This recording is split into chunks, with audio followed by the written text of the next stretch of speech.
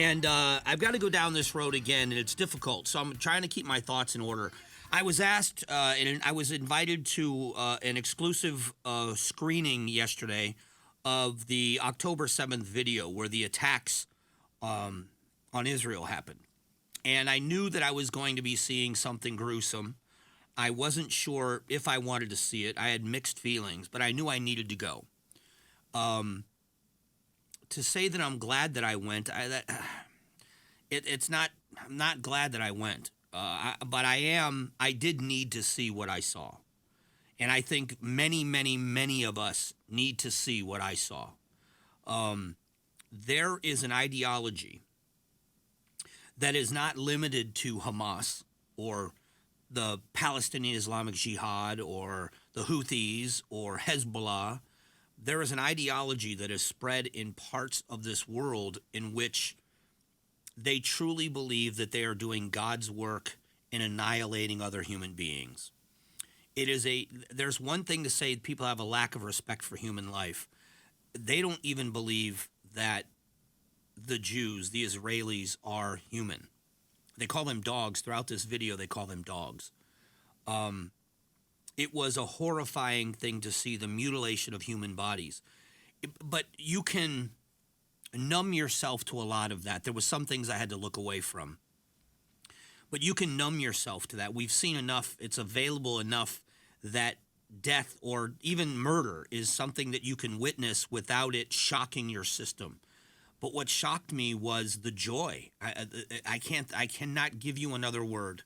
The absolute happiness in which they were doing this. And so you think, okay, you've got a radicalized bunch of people that, in this case, hundreds of people, that 1,000 people, whatever it was, that stormed Israel and went into these towns and went into a military barracks and other places, a music festival, and murdered a bunch of people, these radicalized gangs. We see gangs all the time, and you would think that a street gang that has the ability, you look at MS-13, a street gang in the U.S. that uses tactics of terrorism where they don't just kill people, they mutilate them and set their bodies on fire, sending a message to their enemies. And you think, okay, that is such a small portion of what we have in our communities.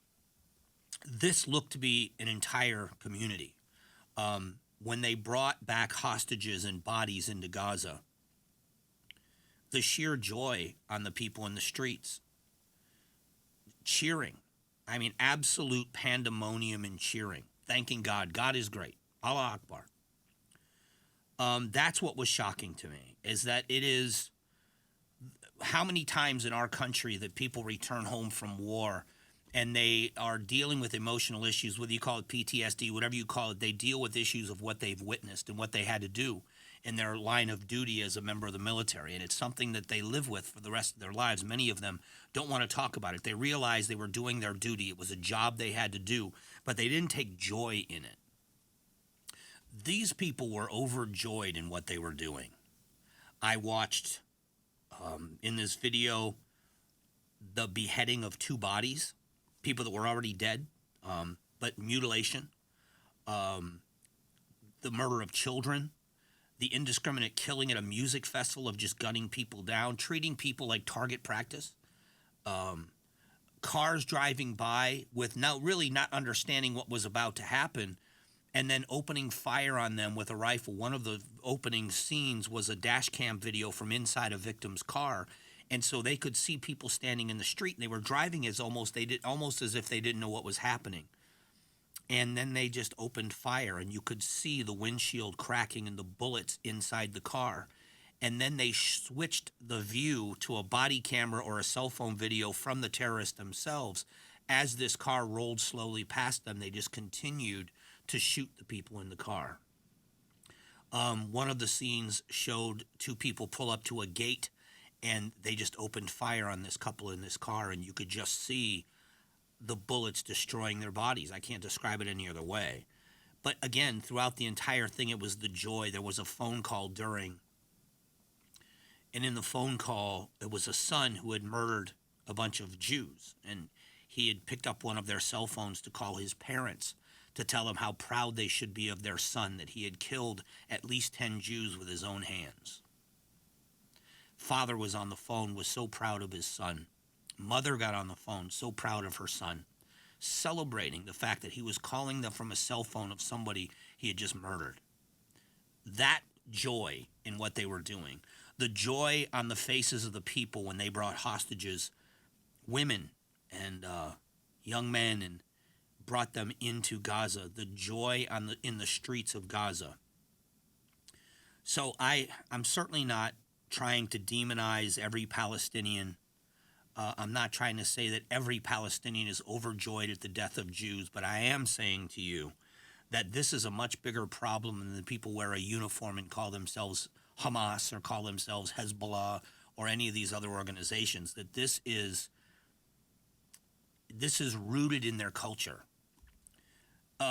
Just so you're aware that on October 6th, the day before this happened, there were no occupiers in Gaza. The Jews had left in 2005.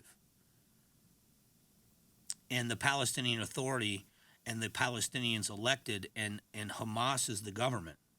And so the Israelis began the fight to get rid of all of these people that were committing these acts. And I want you to think about, I guess I do want you to think about it. That's why I'm talking about it, but it's a horrible thing to think about.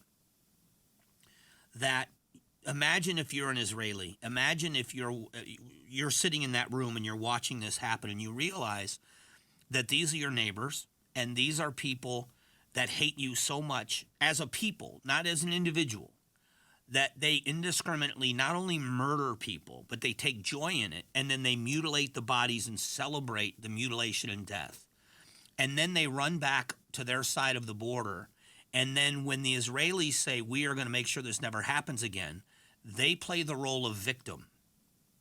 They play the role of a victim and act as if the Israelis are doing something wrong. And they gave warning. Imagine the use of, if this happened here, imagine if it happened here in this state, and we warned, it's dumb to say, but we warned New Mexico, you've got 2 days, 3 days to move, and you're going to move east because we're coming to get rid of the terrorists. And they use that kind of restraint. And now they've pushed the terrorists all the way south to Rafah. And Egypt, and this is something else that's very telling. All of these Arab nations that are calling for a ceasefire, that are calling for humanitarian this and that, none of those Arab nations are opening their doors to bring in Palestinian refugees. There's got to be a reason for that. Egypt is right there on their doorstep. They could easily, with the permission of Israel, with the permission of other nations and the help of other nations, they could have built refugee camps early on in this in Egypt and allowed the Palestinians that wanted nothing to do with war to go in there and to have a safe place, and they haven't done it. There's a reason why Arab nations want nothing to do with opening their doors to these refugees. What I saw was life-changing. It is going to change how I talk about this. It is going to change how I feel about this. And I think that every adult should witness this, because if they do it there, they would do it here. This ideology is alive. This ideology is despicable. Thanks for watching the Mike Broomhead Show. Tap to watch and listen to the new season of Amazing Arizonans, a KTAR News podcast. You can also click the button in the middle to subscribe.